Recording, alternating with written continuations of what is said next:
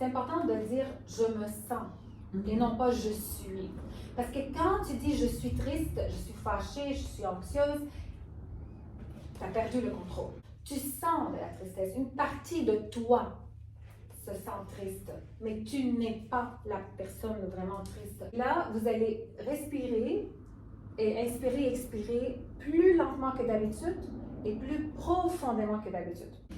Et quand vous êtes dedans, vous allez vous rendre compte que vous avez le choix de la manière dont vous voulez réagir à l'événement. Vous avez le choix. Vous avez décidé comment vous voulez réagir. Vous allez développer ce qu'on appelle de la résilience. Je vais vous donner un exemple. Moi, j'ai mal dans le dos. Là, on m'a demandé de faire un exercice, la planche. OK, faire la planche. Et au début, juste pour vous dire que la résilience, vous pouvez la développer aussi au niveau physique. Au début, j'étais sur la faisais la planche, même pas 1 minute 30 secondes. Je n'étais pas capable. Pourquoi? Parce que c'est ma base. Moi, je peux le faire juste 30 minutes, pas plus. 30 secondes.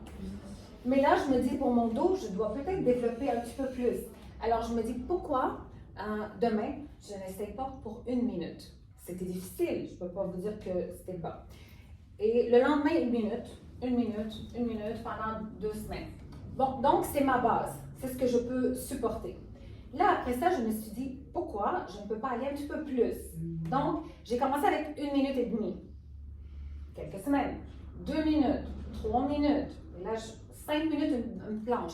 Donc, j'ai développé de la résilience. Et c'est la même chose pour les émotions. J'ai développé une résilience. J'ai une capacité maintenant de rester 5 minutes en planche. Alors, si tu me demandes de rester 1 minute, j'ai assez d'énergie pour dire que oui, je peux rester 1 minute.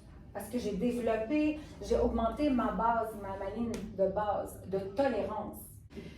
Cet exercice, en fait, a pour but de vous aider à reconnaître et à gérer vos émotions. Est-ce que c'est clair, les buts, pourquoi on fait cet exercice? En passant, je vais vous dire que cette feuille-là, votre feuille va circuler. OK? Va circuler. Là, ce que je vais vous demander, sur une échelle de 1 à 10, okay, à quel point chaque émotion a été vraiment dure pour vous?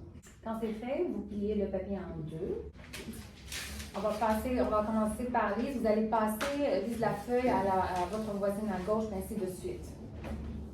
Vous allez écrire un message d'encouragement et de soutien. Comme ça, cette personne-là va l'avoir avec elle. Et quand c'est un moment difficile pour elle, elle va savoir qu'il y a quelqu'un qui était là pour elle et qui a écrit un mot d'encouragement.